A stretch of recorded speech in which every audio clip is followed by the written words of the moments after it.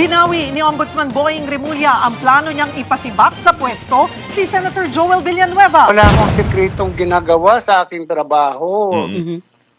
Lahat nakabuyang-yang. Umatras si Boying sa kanyang script na halatadong gawa ni Martin Romualdez, anak ng kagwang. Wala na kuryente si Boying sa kanyang sarili pagkatapos binweltahan ni Samuel Martires sa kanyang pautot na di umano ay magpadala siya ng sulat sa Senate President Tuta Soto sa pagtanggal umano kay Senator Joel Villanueva bilang isang senador anak ng kamote bunyeng. Sa pagkakataong ito, palpak ang pagbuhay ng patay ni Boying. Puta, hindi umubra sa GIL, Ayon naman kay Mayor Magalong, deserve umano na makulong si Martin Romualdez sa kulungan sa pihitan ng mga ordinaryong tao. Pinagawan pa kasi ng kulungan tong kumag na ito kasama si Saldico. Sa sobrang daming mga diversionary tactics, itong Marcos admin para maiwasan ang pagkatumbok ng kanilang pamilya na may kaugnayan dito sa manumalyang 1.2, 1.4 trillion pesos na flood control projects ng gobyernong Marcos na puro mga multo. Aba, gamit na gamit nga itong si Senator former Senador Antonio Trillanes. At may buwelta itong si Attorney Salpanilo. Sunog na sunog si Pinky Webb sa naturang interview, anak ng kagwang. Ang galing din ni Attorney Salpanilo, sunog na sunog Kasi ginagamit nga si Trillanes ngayon for diversionary tactics. Mamaya, pag-usapan natin yan. Pa-like po muna, pa-share, pa-subscribe, at pakipindot po ang inyong notification bell upang lagi po kayong updated sa ating mga video. Magandang tanghali po sa mga trolls. Huwag mahiya mag-subscribe. Anak ng kagwang, nandito na kayo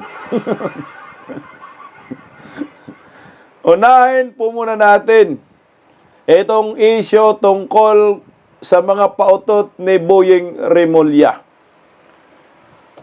Nagulanta nga ang mundo kagahapon dahil bigla-bigla na lang merong script si Boying na umano'y may desisyon yung dating ombudsman na si dalawang ombudsman at tatlo pala ombudsman pag-usapan natin. Ombudsman Carpio na di umano'y dapat si Senator Joel Villanueva yung 2016 ay batanggal sa pagka-senador. At ni-reverse nga ni Ombudsman Martires dahil wala daw ebidensya at piniki yung ebidensya para madiin lang si Villanueva. Ngayon naman, itong si Boying, sinasabi, sinikrito daw yung desisyon na yon, hindi daw alam ng sambayanang Pilipino, anak ng kagwang. Kaya dapat daw mapawalang bisa yung desisyon ni Martires. Kakapasok mo lang sa pagka-ombudsman, gusto mo nang bumuhay ng patay talaga. At ang problema, binweltahan agad ni Martires at binawi po ni Boying na kuryente, umatras ang pagbuhay ng patay, nakulangan ng animal, ng diskarte. So pakinggan po muna natin itong pahayag ni Senator Alan Peter Cayetano, na kung sino, kung bakit nagkaganito ang ginagawa sa mga oposisyon. Basta galit kay Martin Romualdez, Saldico at natutumbok na po sila na pangalanan, pinag-iinitan. Bakit sila pinag-iinitan? Anak ng kamuti talaga. Uubusin daw ata. Wawalisin daw yata silang mga oposisyon. Narito, pakinggan natin. Teka lang. Pakinggan natin. That's why I welcome ang pagbalik ni Senator Lacson. Pero dalawa lang hinihingi namin. Klarong direction, papunta ba tayo sa mastermind o lahat na lang ng ituro, 'di ba? Lahat na lang ng at saka yun nga, bakit pagka oposisyon insertion. Pag administrasyon amendment. Pag oposisyon credible yung witness. Pag administrasyon hindi credible the same witness. So napaglalaruan tayo and I'm fed up with being played around with, 'di ba? Hindi ako tumanda sa public service at sa politika para paglaruan ng mga korap. So sana magkaroon ng opposition administration na pag-uusap on how to address this corruption issue. Sa maraming bansa na nayuyugyug ng matinding krisis, nagkakaroon po yan ng mix na cabinet or coalition government. Hindi kami humihingi ng pwesto sa kabinete. Ang hinihingi natin, maging patas. So halimbawa, representative ng opposition sa ICI. Sa lahat ng independent commission na ginawa ni Ferdinand Marcos Sr., meron parating pwede i-recommend ang opposition. So, yun lang po sa akin. Marami tayong pwedeng pag-usapan na suggestions. Tama ka dyan, Senator Alan Peter Cayetano. Actually nga, dapat nga opposition yung uupo sa tinatawag na independent commission Kasi nga, ang opposition talagang magkikriticize siya ng todo at dapat transparent din. Kaso nga, or hati ba? Ang ginawa ni Bongbong Marcos Jr., yun daw yung ginawa ng dating senyor. Siya na lahat nag-appoint, siya na lahat ang masusunod. So pag sinasabi mong independent, mukhang malabo, no? Sa nangyayari ngayon, nakikita natin, hindi nga independent, kaya nga dependent Dapat pag independent, may opposition man sana, no? Merong, at saka mag-appoint, hindi presidente, mag-appoint Supreme Court. Kasi katakot-takot na korupsyon ito Katakot-takot na issue ito. First time in the history. Nabreak na nga ni Bongbong Marcos yung tatay niya. Yan pala yung gustong higitan ng junior sa senior. Yung talagang korupsyon na lampas hanggang liig na. Hindi lahat ng suggestion namin ay perfect. Hindi lahat ng suggestion nila ay perfect. Pero dapat ito, administrasyon, oposisyon, nagkakaisa na yung mastermind ay makasuhan, makulong, ang pera Correct. mabalik at mabago yung sistema. Pero mukhang hindi yun ang direksyon Mukhang ang direksyon, medyo walisin ang mga oposisyon. So sana hindi yun ang official na direction. Talagang yun ang direksyon, Senador Alan Peter Cayetano, pag tinignan natin. Winawalis ang opposition kasi nga, ang opposition, hindi naman umuo yun sa direksyon ng administrasyon. Ang opposition, talaga ng opposition. Ito na ako natutuwa dahil meron na tayong lehitimong opposition na matutukoy itong minority bloc sa Senado. Hindi kagaya sa mga kahuntibiros, sasabihin opposition siya, pero nasa administrasyon kumakampi, pati yung mga anak tuta, anak kagwang, yung mga kaliwang grupo, sasabihin nilang opposition, mandaraya Ang opposition talaga, nasa minority block ngayon ng Senado. Kasama tayo dyan sa opposition. Kaya nga ang ginagawa ngayon, naniniwala ako, tama ka dito, Senador Alan Peter Cayetano, talagang iniisa-isa kayong lahat dito. Buburahin talaga kayo sa harapan ni Martin Romualdez, Tambaloslos at Saldico. Nasa opposition ang matatapang na magpangalan kay Saldico at Martin Romualdez at malapit na kay Bongbong Marcos. Kaya winawalis. Kaya itong ginagawa ni Buying, drama talaga ang ginawa niya, script. Pinuruhan itong si Senator Joel Villanueva. Dahil alam natin, si Senator Joel Villanueva ay nasa minority. Pinag-iinitan Lumalabas opposition na rin si Joel Villanueva kasi kasama sa minority bloc. Na makabatikos din yan kay Martin Romualdez at kay Saldico, matindi. Kaya ito, gumawa sila siguro ng script. Naalala ko po yung sinasabi ni Chis Escudero na wag tayo magpadala sa script ni Martin Romualdez. Kaya ito yung nangyayari. Pakinggan natin itong si Senator Alan Peter Cayetano uli. I'm really hoping na nagkamali lang si Ombudsman Remulla at mali ang binigay ng staff niya kasi malinaw na malinaw, dinismiss na yung kaso na yan. Correct. Klarong-klaro po yan. Wala siyang isusulat sa Senate President sapagkat na-dismiss na yung kaso na yan. At kung titignan mo bakit na-dismiss, malinaw na hindi marireverse. First, ang pirma ni Joel doon ay forged. Hindi niya pirma. Pangalawa po, ang nakalagay sa letterhead, Buhay Party List. Siya po ay representative noon ng CBAC Party List. O no, paano i-reverse yun? Dismiss na. Pero kasi Senator Alan Peter Cayetano, naalala ko po kay Pastor Apollo C. Buloy. Anong ginawa ho nila? Dismiss na nga ho yun 4 years ago. Dismiss. O ito naman kay Senator Joel Villanueva, dismiss na rin po ito. Pero yung kay Pastor Kibuloy, nabuhay ni Buying sa Department of Justice. Ito naman, halos kapareho talaga. Kaso nga lang, kay Senator Joel Villanueva, nasa ombudsman. Isim tao pa rin gumawa ng script.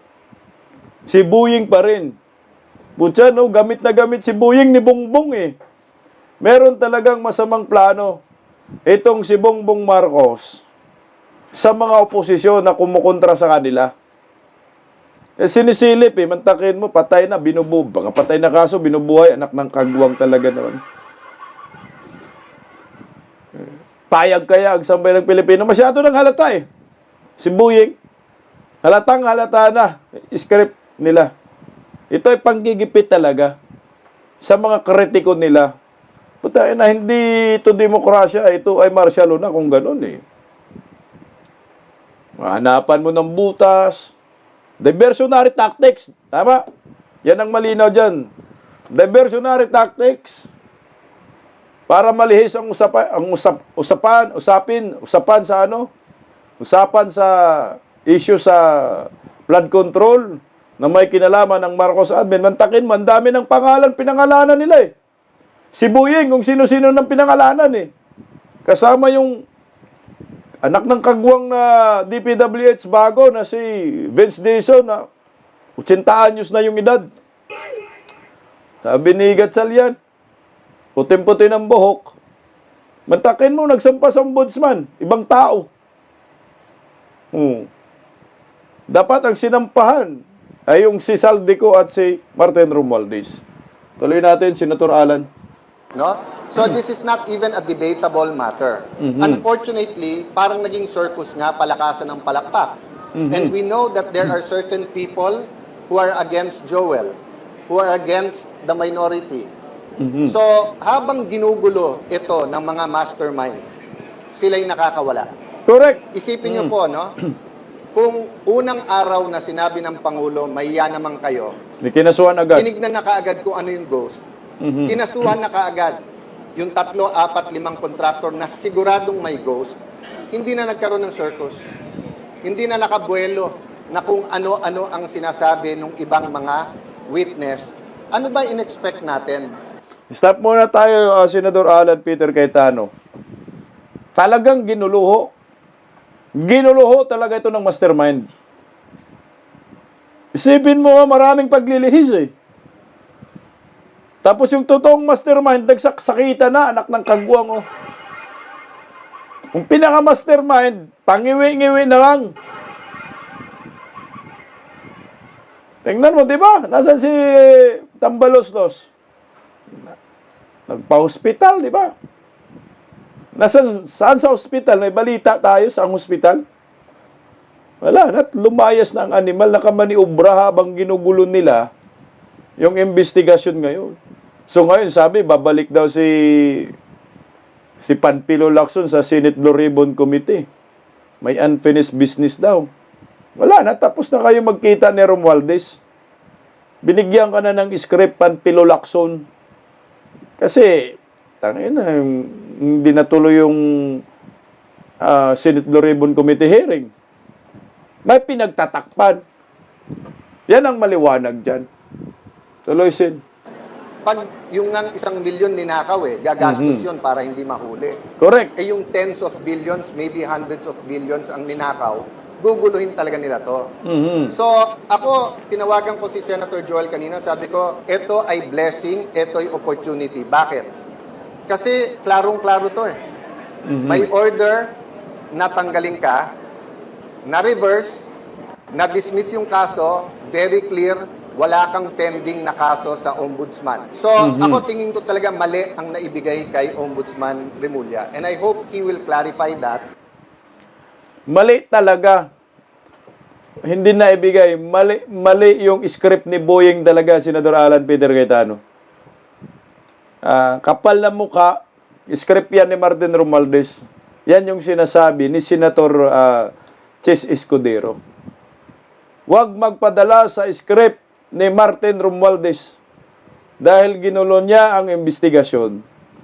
Ginulo niya ang utak ng mga Pilipino. Pinaglaruan tayo. Trilyon kasi pinag-usapan dito Yung mga kayamanan ng animal na buhaya na yan sa Amerika, dinadivest na. Pinangalanan na sa ibang tao.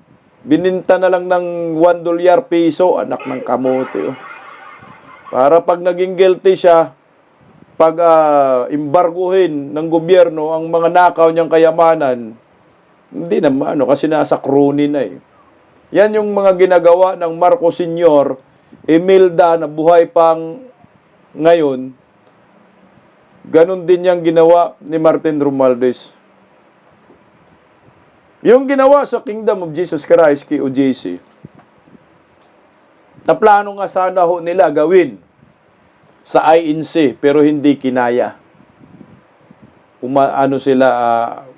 Nagdadalawang isip. Ang sa tingin ko, gusto nila ring gawin diyan sa GIL, Jesus is Lord, na ang leader ay mga Villanueva. So, ang problema nga lang nila ngayon, na mali yung script, siguro nakakita sila, uy, meron palang ganito. Mag-ingay tayo. Sinong ginawang kasangkapan? Si Boying. Pero ang resulta, nakuryente, anak ng kagwang. Nakuryente, umatras, binweltahan ni Samuel Martires. Ito, pakinggan natin mga kabisdak. Itong pag-atras ni Boying, nakuryente siya sa sarili niyang drama, anak ng kamuti. Ito, pakinggan natin. Binawi ni Ombudsman Boying Remulla ang plano niyang ipasibak sa pwesto si Senator Joel Villanueva. Pero banat Remulla tila sinekreto ang pagbaliktad ni dating Ombudsman Samuel Martires. Mantakin mo yung word, no? Balak niyang ipasibak si Joel Villanueva. Animal ka Boying, satanas na satanas ang datingan na anak ng kaguwan. Isipin mo kakaupo lang bilang ombudsman, ang trip niya, si Senator Joel Villanueva, ipasibak. Imbis ang pinag-uusapan natin, yung mastermind Martin Romualdez at Saldico, napunta na sa ibang pangalan, nalito na kami bunyeng. Wala na, hilong-hilo na kami. Tama yung sinasabi ni Senador Alan Peter Cayetano, circus. Circus itong animal na nangyayari. Gagi na balita, no? Tindi ng balita, planong ipasibak. May gulay. Sa dismissal order laban sa senador. Nasa front tayo ng balitang niya, si Camille Samonte. Inanunsyo ni Ombudsman Boying Remulla sa isang panayam na hihilingin niya sa Senado na ipatupad ang dismissal order laban kay Senator Joel Villanueva noong 2016. Pinasisibak noon ni dating Ombudsman Conchita Carpio Morales Villanueva dahil sa umano'y maling paggamit ng 10 milyong pisong pork barrel noong 2008.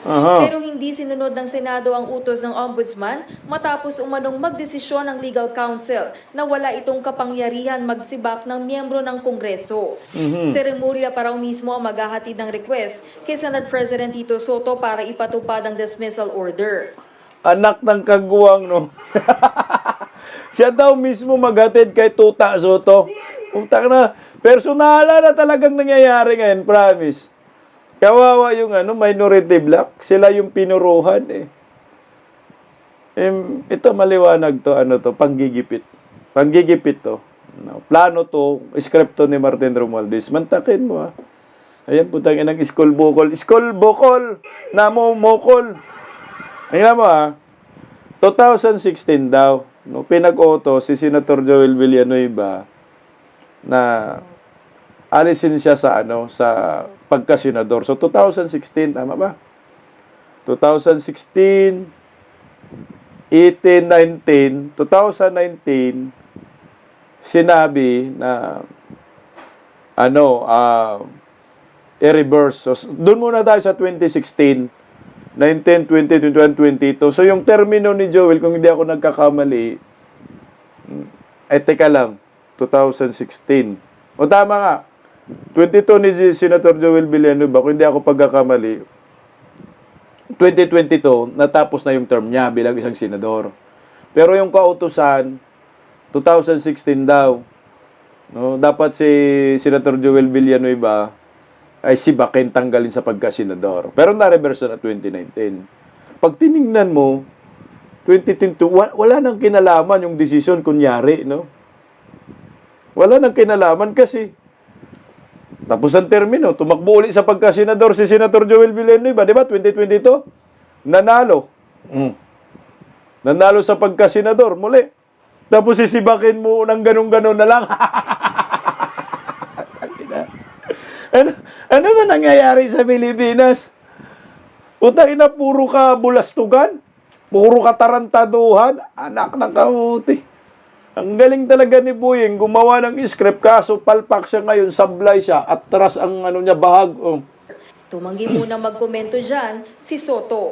Hihintayin daw muna niya ang opisyal na komunikasyon mula sa ombudsman. Pero pumalag agad si Villanueva. Harassment daw ito. Naglapag pa siya ng resibo. Sa inilabas ng dokumento, makikitang binasura ni nooy Ombudsman Samuel Martires ang kasong malversation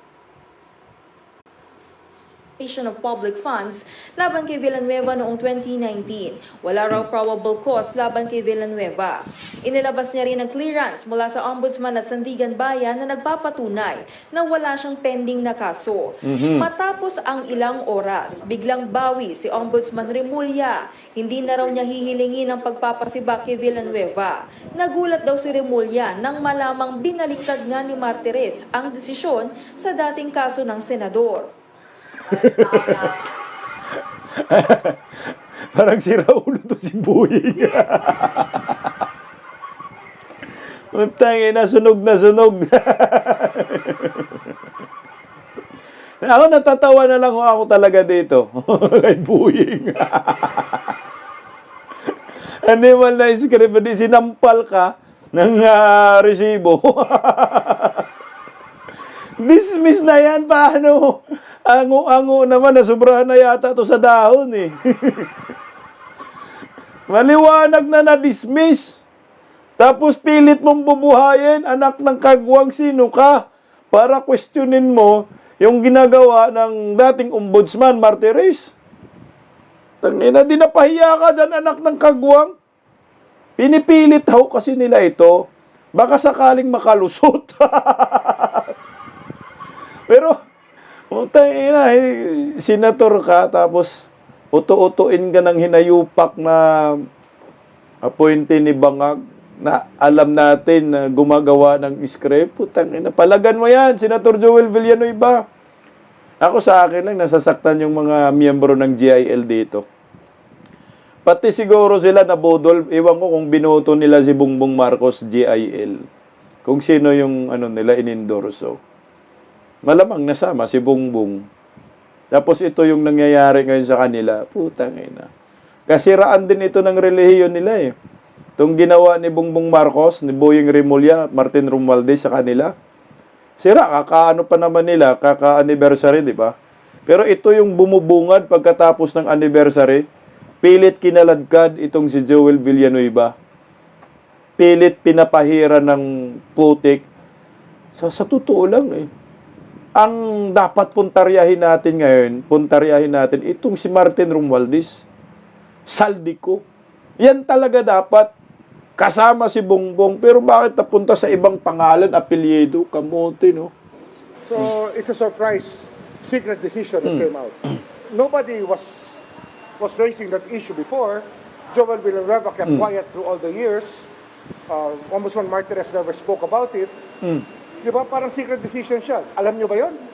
Tanga mo! Sabagay, alam mo ba yun? Ako sa pagkakaalam ko, hindi yan pwedeng magiging secret decision, Boying. Siyempre noon, hindi... Tsaka na, 2019 nga eh. Nasaan ka ba nung 2019? Congressman ka pa? Congressman ba ito 2019? Doon na-dismiss eh. At saka napaka-imposibleng ano yan, sikreto. Kasi pag may desisyon ng ombudsman, matik yan, Boying. No? Ipinapublish yan sa newspaper at nilalagay yan sa files. At ini-inform yung complainant kung sino man. At ini-inform din si Joel Villanueva. Nasa records yan. Paano mo masasabing sinisikreto? Inalaman mo nga eh. So hindi sikreto, anak ng kagwang ka.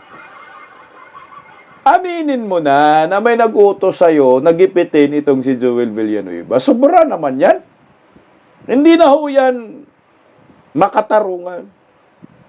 Hindi na ho yan po pwede na ganyan yung magiging katwiran mo. Kasi gusto mo lang makahanap ng butas dito kay Senator Joel Villanueva dahil may nag-utos sa'yo. Hanapan mo ng butas ito. Sabihin mo sinisikreto.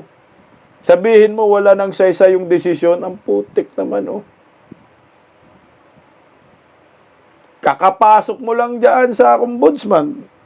Sabi ko na nga ba walang matinong gawin si Boying Remulla sa Pilipinas dyan sa ombudsman Alam mo, pag nakita mo si Boying, parang ito yung tao na hindi pa lang siya nagsasalita, parang sarap mo na bigwasan ba? Makakita kita mo lang yung mukha niya, init ng dugo mo, kaya kayo nanonood ngayon, init na dugo nyo kay Boying. Mata pa lang, namumutlat na rin, namumudlat na rin, di ba?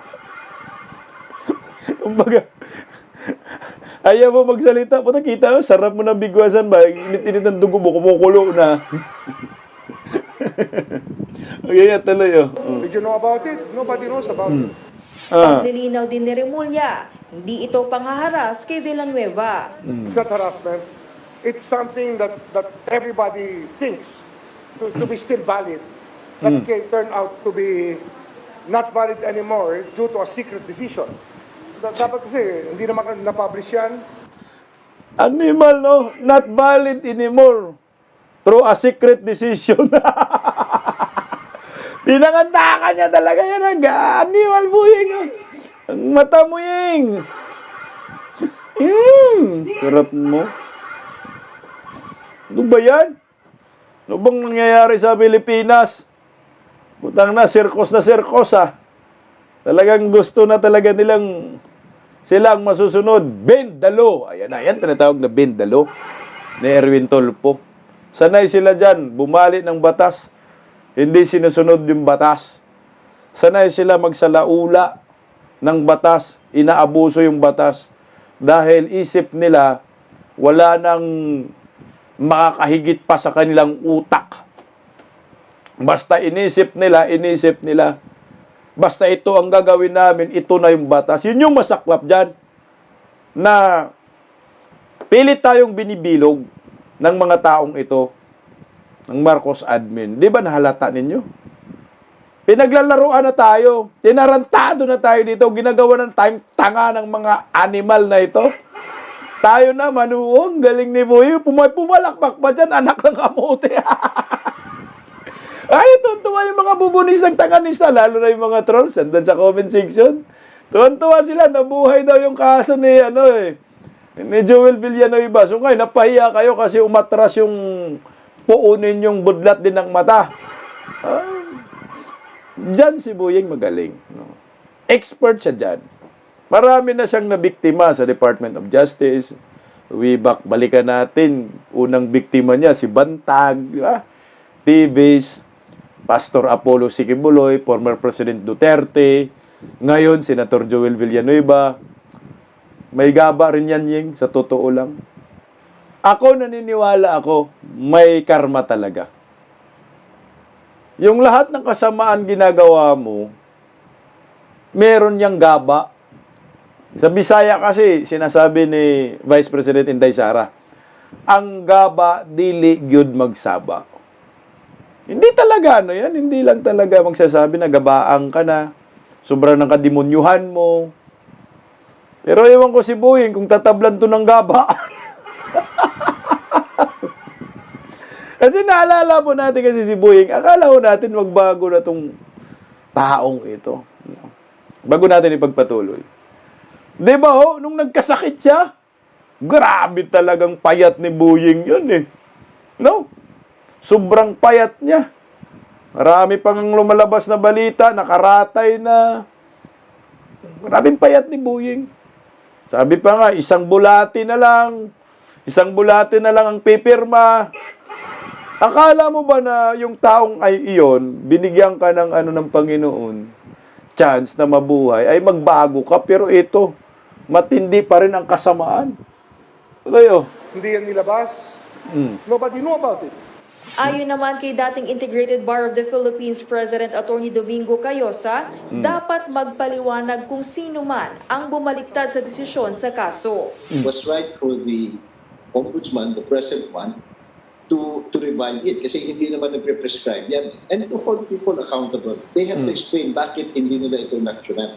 Whoever reversed then Ombudsman Conchita Carpio Morales should also be held accountable and explain. Senate should also explain bakit inupuan nila yung rekomendasyon nila.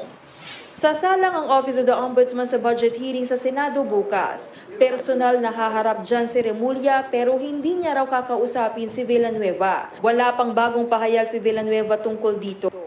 Patay ka, makaganti si Senator Joel Villanueva sa'yo. Gisahin mo yan, Senator Joel Villanueva. Budget hearing, paluhain mo yung dugo ng hinayupak na yan. Wala na kasi, dismiss na. Wala nang kailangan ipaliwanag pa. Dapat hindi na ginagalaw yung mga kasong dismiss na. Hindi mo po pwedeng buhayin mo yung patay sa sementeryo, patayuin mo, anak ka ng kamuti kayo. Dead na yun, Boying. Dead na dead.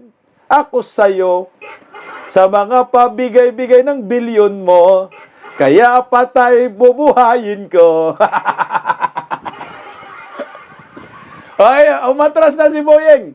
Hindi na po mangyayari dahil binweltahan po siya ni Samuel Martires at pahiya dito ang bumubuhay ng patay anak ng kagwang. Ito, pakinggan po natin si balitang iyan narito.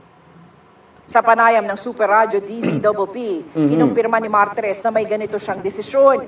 Anyay 2018, pag-upo niya bilang ombudsman na maghain si Villanueva ng motion for reconsideration laban sa desisyon ni dating Ombudsman Morales. Ang argumento raw ni Villanueva, forged o pineki umano ang kanyang mga pirma sa mga dokumento at nagpadala rin ng NBI findings kaugnay nito.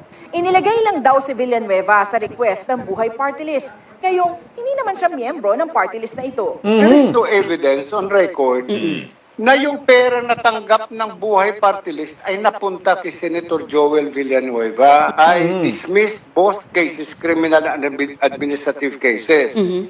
So doon sa kaso, doon sa administratibo na sinasabing dismissed from the service, nireverse ko yon at dinispis ko yung administrative case. Itinanggi rin niyang isinekreto ang desisyon. Abay, hindi ko alam kung anong sikreto sa amin kasi kung titingnan, mayroon kaming tinatawag na CCMS, yung Case Management System. Pag yung kaso ay nare-release, pupasok yan sa system eh. So nandun sa system na na-dismiss ko yun, wala akong sekretong ginagawa sa aking trabaho. Lahat nakabuyang-yang. Boying! Wala na sikreto, Boying. Lahat nakabuyang-yang. Puta, nakakahiya yung Wala ng buying na to. Walang sikreto, meron kaming cases management system. No. Anak ng kamuti talaga. Lahat nakabuyang-yang. Hindi na. Ombudsman katanga. Hindi, pahiya kayo ngayon. Atras kayo ngayon. Buhay Party List daw, sinabi. Hindi naman talaga miyembro ng Buhay Party List si yung mga Villanueva, Joel. Ang alam ko, si Back Party List yan sila, di ba? Si Back Party List sila. O, doon pa lang, sablay na. Tsaka, bakit ikukunik mo sa Buhay Party List? Si Back Party List nga sila. Ay, mang maliwanag wala akong sikretong ginagawa sa aking trabaho. Lahat nakabuyang-yang. Ombudsman yan eh. Dapat ang ombudsman nakabuyang-yang talaga lahat ng desisyon. Siguro, hindi lang alam ni Buying dahil wala pa silang interest kay Joel Villanueva. That time, 2019 yan. Dinismiss eh. O, sige nga, 2019. Galit ba kayo kay Joel Villanueva? Hindi, di ba? Oh. Umiinit ba dugo ninyo kay Joel Villanueva noong 2019? Hindi. Kailan ba umiinit dugo ninyo? Alam ko mainit na dugo ni Saldico noong 2022 kasi speech si no 2021, di ba? Ay 2021, 2022, 2023 siguro 'yon, 24. Ganon. Na nag-speech si Joel Villanueva, tumula. Tinuturo ng Dracula si Saldico, di ba? Mr. President, ipagkatiwala ba natin ang blood bank kay Dracula? Daming mga kaso ni Saldico, Binungyang at saka yung Sunwest Corporation, dyan nag-umpisa eh. Doon lang sila nagalit. No? Paano mo malalaman eh, hindi mo nga iniinteresan itong si Joel Villanueva? Yan maliwanag ah. Walang tinatagong sekreto si Samuel Martires sa kanyang mga desisyon sa ombudsman dahil meron silang tinatawag na cases management system na kung saan lahat ay nakarecord kung ano ang nangyayari sa mga kaso anytime, anywhere. Pwede mong silipin yan, bunying, budlat ang mata. Pahiya kayo ngayon. Tuloy. Sabi ni Remulla, inaaral nila ang desisyon na ito ni Martires. Pero dahil dito, hindi na siya susulat sa Senado. Nagbago na yung premises natin. I think that it's something that raising more questions than answers. Diba? Lalo na sa opisina ito. Para sa Alal! Ito yung cha-cha na puro atras. Cha-cha-cha, gibalwal ka na ba? Chicharon, wala pa taon. Cha-cha mo, boyang, atras na ng atras. Ano putang ina, nakakahiya yan. Pinipilit kasi. Huwag niyong pilitin, dudugo yan eh.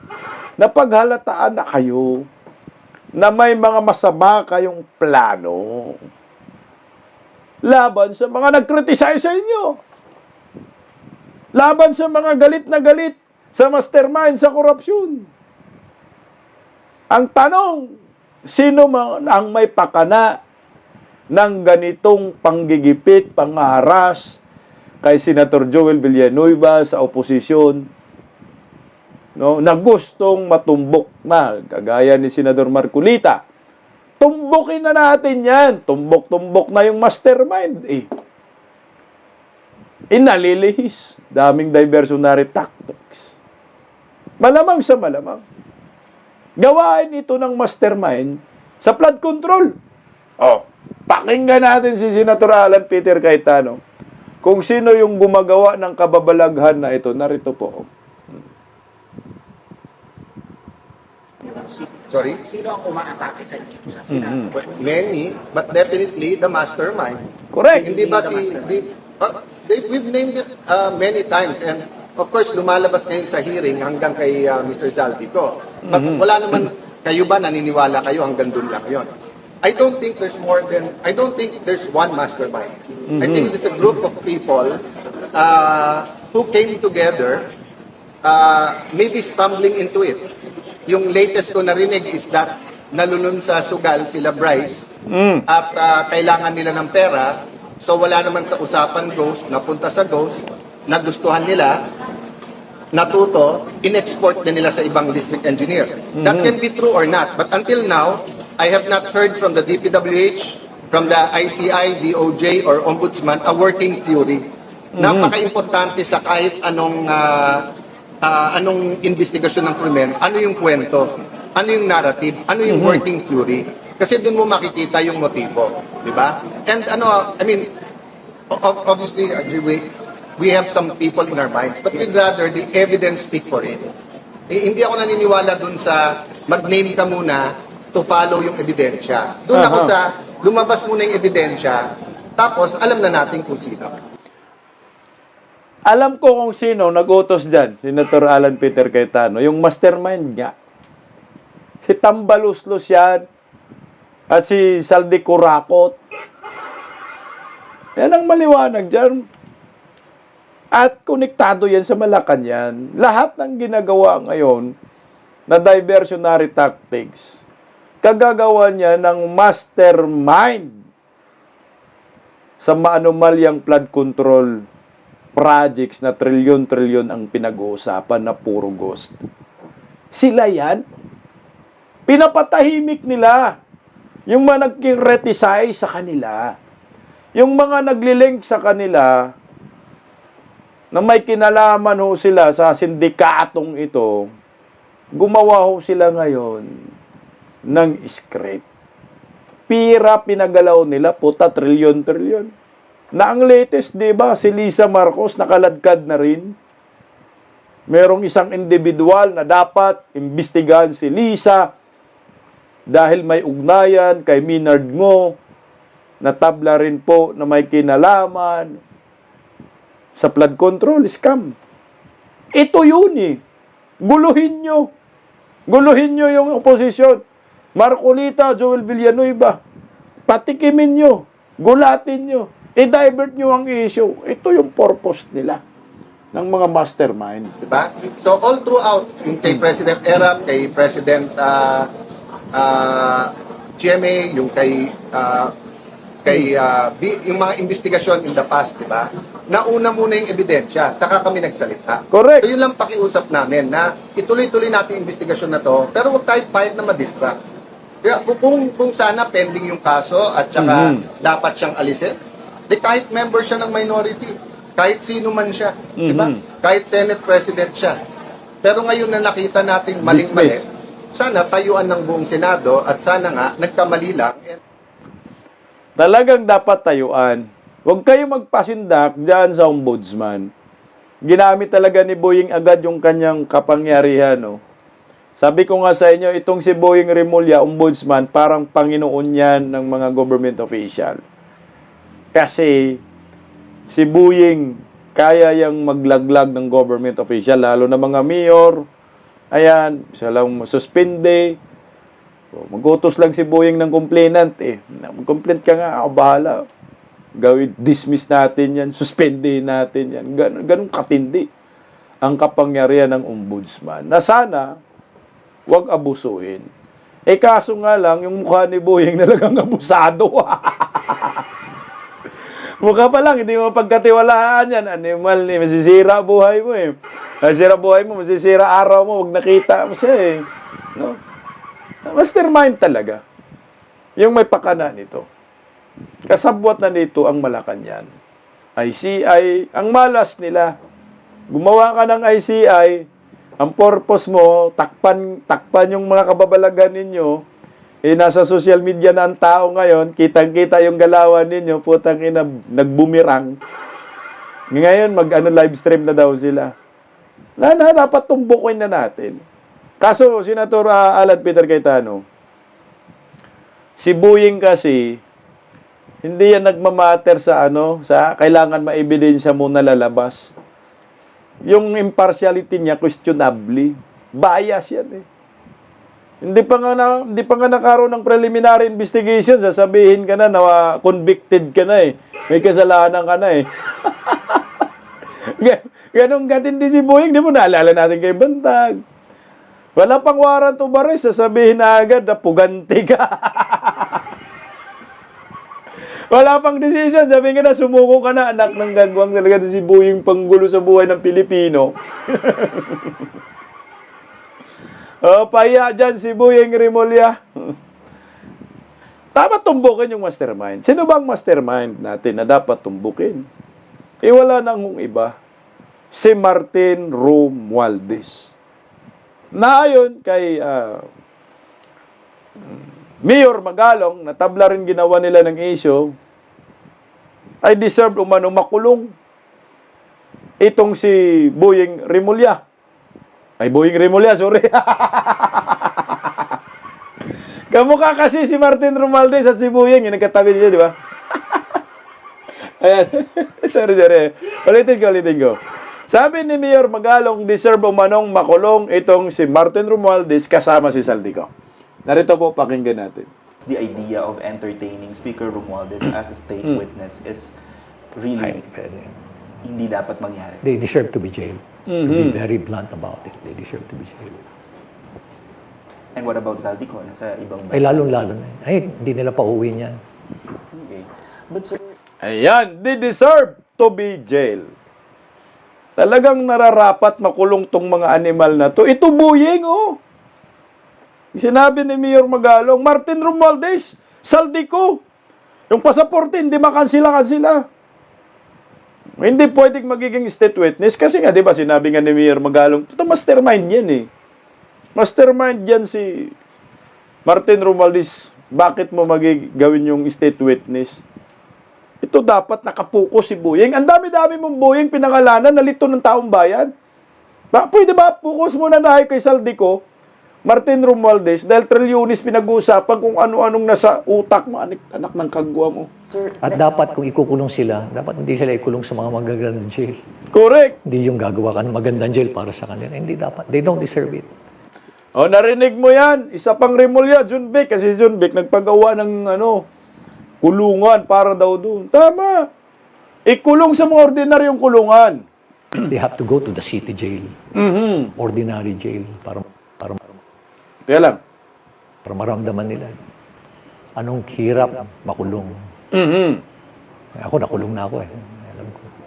but what is your fear? Because Speaker Martin Romualdez is a cousin of the president, and do you think the ICI could prosecute him? Well, the president himself mentioned it doesn't matter if it will go all the way up.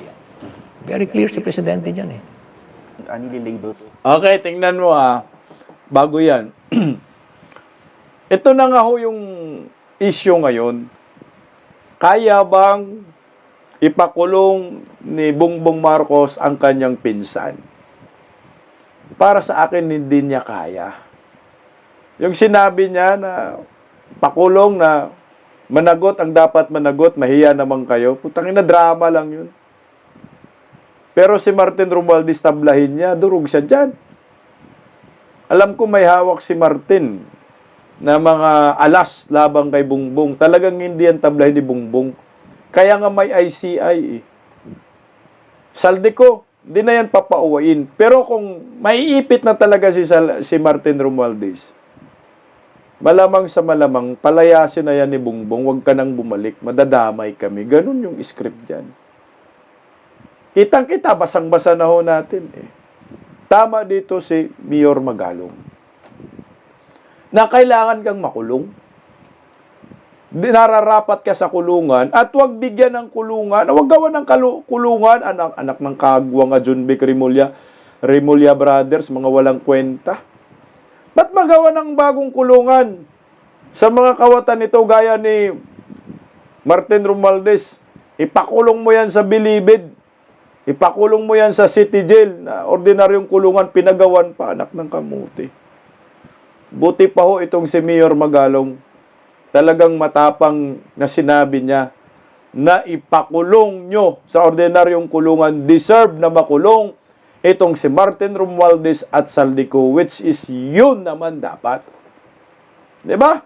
Mga bubonistang tanganista, kurakot ikulong si Martin at Saldico. Pero hindi nga magawa kasi sabit ang Palasyo de Polvoron dito eh. Kaya gumagawa sila ng diversionary tactics. Kung sino-sino na lang ginagamit. Ginagamit si Boying Remulla. Ngayon, ginagamit si Antonio Trililing. Si Trillanes pa naman, binabanatan ngayon si Mayor Magalong. Kasi nga, hindi daw totoo na galit si Mayor Magalong sa mga kurakot. Anong hindi totoo? Galit na nga ho ngayon eh. Na nakakainis nga rin, itong si Trillanes, pinapakinggan din ng mga media, mainstream media, puta-pira kasi yan. Kaya ganun talaga. Pagbayaran mo, ang mga bayarang media, interviewin mo si Trillanes, na kahit hindi credible, ay gagi, interview nila yan, i-air nila, basta name your price. Ganun lang yun. Pira-pira lang. Kaya ang daming diversionary tactics na dapat nakatuon lang tayo dito sa dalawa lang muna, Saldico, Martin Romualdez. Itong mga hungang walang mga kaso. Ngayon, mas kinasuhan pa si Bungo at si Tatay Digong sa ombudsman. Anak ng kagwang talaga itong gobyerno nito, sarap pagsasampalin. Kaya ito, sunog na sunog. Kaya, Attorney Salpanilo, itong si Pinky Web. Dahil na-interview si Attorney Salpanilo, hindi nga ng komento patungkol dyan. O, ito pakinggan natin si Attorney Sal. Let's start with that. The plunder complaint filed by Senator Antonio Trillanes against former President Rodrigo Duterte and Senator Bongo. Of course, the meat of the issue, basically, ang sinasabi po is that Go used his position along with the former president basically to corner contracts for the family of Senator Bongo. What are your thoughts on that? Don't even understand ba't pinapatulan niya si Trililing. He has been lying. All the accusations that he has thrown against Duterte, hindi naman niya naprubahan, di ba? Mambira, no? Ba't nyo kasi ba't nyo kasi binibigyan si Trililing, pinapatulan nyo si Trililing? Markadong sinungaling po tangina, in-interview pa rin, di ba? Remember yung when he was running for president? Sa BPI. A lawyer for the former president at the time, he was a BPI. Sabi niya, 315 million ba yun? Yung pala, 16,000 lang ang ano. Tapos, he has, I forgot the name of the lawyer who died. Si attorney something, anyway. Di ba, nagpunta siya saying, siya nag-file ng complaint. Then later, before he died, sabi niya, politika lang pala, ginamit na ako. Marami siyang, lahat ng mga kasinungalingan, nilalabas niya. To make himself politically relevant. But, ang problema, mga kasama sa media, pinapatulan siya. No, he filed a plunder complaint. Ano, Pinky Web? Ang problema, yung mga nasa media, pinapatulan siya. Anak ng kagwang kasi. Yan yung masakit ngayon sa mga bayarang media. Iniiba na, nililis na ni Pinky Web yung usapan. Ba't nyo kasi pinapatulan? Ba't nyo ini-interview? Ba't nyo ini-ere? Nagkandugaga kayo, di ba? Yung kredibilidad ni Trillanes, basura na yan Putang na, alatang panggagago lang yan Kasi nga pira. Sino nagpundo? Di mastermind po ng flood control. Yan ang maliwanag dyan. Sila po yung may nagpundo dyan. Panglilihis. Yan ang maliwanag. Kasi kung totoong galit yan, animal na, kung may basihan yung mga reklamo, dapat noon nag-file na. Bakit ngayon pa, sinabay, sa flood control issue, anak ng kamuti, niluluko lang tayo ng mga sindikato, ng mga mastermind sa flood control. Kasabwat, mga bayarang media. Na yung mga media, bakit nyo binibigyan ng pansin itong mga hinayupak na Trillanes, na hindi naman credible ito. Ito ay pampagulo lang sa nangyayari po ngayong kababalagan sa flood control. Sinong nakinabang dyan sa ginawa ni Trillanes? Administrasyong Marcos. Nakinabang mga Dilawan Pinklawan, nakinabang mastermind dyan sa flood control. Nalilito ang tao. Imbis na dalawang pangalan lang pukusan natin, putang ina kung saan-saan pang mga issue. Eto, pagpatuloy natin, pakinggan mo si Attorney Sal. Remember that in one of the interviews of Senator Trillanes, I think it might be in this show. Dahan-dahan na yan si Pinky Wib. I wasn't here yesterday, sir, or in other interviews yesterday. Ang sinabi nga niya, we're so big on the flood control scandal. Hinahanap natin yung mga kontratista, yung mga proponent. At sabi niya, ito, nandito na sa harap niyo. Si Senator Bongo, kapamilya yung mga contractor at na-corner yung ganito kadaming kontrata to the tune of 7 billion. Sabi niya, ang sinabi niya, hindi ba prima facie evidence na yan? Tingin ko, pinagtatakpan niya yung flood control projects. Gusto niya i-focus dito sa mga kalaban. Correct! Kalaban niya. Yan ang nakikita ko niya. Kasi kung totoo yan, bakit hindi niya nilabas noon pa yan? Correct! At the time of Duterte was president, ang media sa kanya antindi, di ba? Pero wala akong narinig na inilabas na bilurgan, whether Rappler yan o kung ano pang media outlet, tungkol sa mga anomaliyang ganyan. Hindi lumabas yan. There were two issues about that, I recall. Number one was, I think he did... Wag nang lumusot, Pinky Web. Tama dito si Attorney Sal. Sa yung gustong pagtakpan yung investigasyon sa flood control. Bakit noon, panahon ni Tatay Digong, hindi man ka nag-file, ni lahat ng mga mainstream media, makabatikos kay Tatay Digong, sobra-sobra. O diba, dapat kakampinin nyo. Meron bang nakitang ghost projects ang mainstream media sa panahon ni Duterte? Wala! Tangina, pinatulang kasi ninyo mga hunghang eh. Did file before the DOJ. That's one that I recall. Tapos either dinala sa Office of the Ombudsman pero dinismiss ata. Or the other one, sir, was, I remember recently he was saying also that he had the goods but he refused to file it with the Office of the Ombudsman because Ombudsman, according to him, Martires will protect the Dutertes. So may sagot ho siya doon. Kaya niya pinahal ngayon dahil si Boying kontra sa mga Duterte. Kalungan niya. Alright. Yung prima facie, dahil kayo po ay abogado. Unang-una, hindi naman siya ang magbibigay ng determination ng probable cause. It will be the prosecutors. Kakaroon pa ng preliminary investigation. What is the process by which we can expect from the Office of the Ombudsman, sir, after filing this complaint against the former President and Senator? Hindi bang yan, nag-iimbestiga siya. Hanapan niya kung mayroong probable cause. Probable cause. But knowing Boying, hindi ako magtataka kung biglang may probable cause. Putang drama nga to. Wala rin tiwala si Atty. Sal Panilo kay Boying. Kahit walang probable cause talaga, hanapan ni Boying yan ng probable cause. Lalo na pag magka-interview si Boying sa mainstream media, pag sinabi niya may probable cause, mangyayari talaga. No? Kaya kung yung reklamo ni Trillanes kay Bongo at kay Tatay Digong, pag magka-probable cause yan, alam na natin yan. Kagaya yung ginawa ni Boying kay Pastor Apollo Sikibuloy. Anong nangyayari yun? Interview lang yun eh.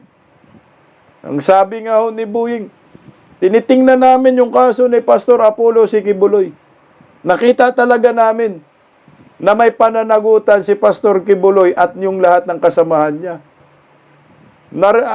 Kininto ko nga yun noon kay Pastor Kibuloy kasi timing ba, pinatawag kami doon. Si Tatay Digong, ayan, dito pa si Tatay Digong that time. Kausap namin, Pastor Kibuloy, binanggit ko sa kanila na, Pastor, si Boying, merong interview na di umano, yung kaso mo noon na nabasura na, ay meron do manong probable cause at mananagot umano ang lahat ng mga nakasuhan doon. Yun yung nangyari. Nangyari nga. Bigla nga lang nagkaroon ng probable cause at naglabas agad ng warrant of arrest laban kay Pastor Kibuloy at sa miyembro ng QGC. Na ngayon ay nakaranas ng panggigipit, anak ng kamuti. Sinong may pakana? Si Boying. Ngayon, asan si Boying? Sa Ombudsman. Nasaan yung reklamo? Ni Trillanes, nasa Ombudsman. Kaya nga kung may mangyaring ganon na magkaroon ng probable cause, alam na natin. Dinoktor na ng isang taong kayang bumuhay ng patay na ngayon nagkamali kay Senator Joel Villanueva at napahiya ng todo. Paggising sa umaga, tanghali at gabi, nakikita ko ang post niya, ang hapdi. Paano nga ba to? Di ako makatanggi. Watch ko na lang at isipin ng mabuti. Bisdak Pilipinas. Bisdak, tinig ng katotohanan. Sa bawat vlog may laban sa kasinungalingan. Mulat ang mata, gising ang masa. Bisdak Pilipinas, para sa bayan, gumigising sa diwa. Sa likod ng kamera, tapang ang dala, walang sinasanto kung mali ang gawa.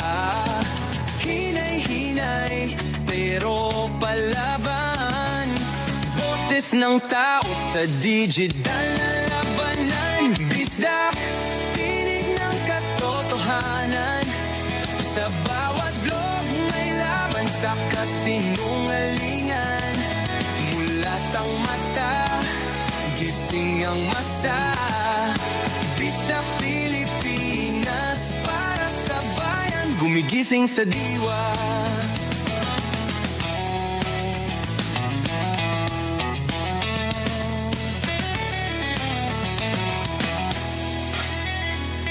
Hindi artista, hindi politiko, pero ang katotohanan, sigaw niya ay buo. Sa YouTube o Facebook man siya makita, may aral ka pa rin, may uwi sa bawat salita.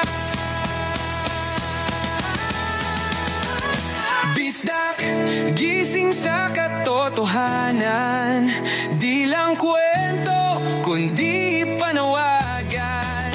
Sa bawat Pilipinong naghahanap ng liwanag. Bisdak Pilipinas, kasama sa pagbangon ng bayan. Bisdak Pilipinas, boses ng masa, gising ang diwa. Sa vlog mo, may pag-asa.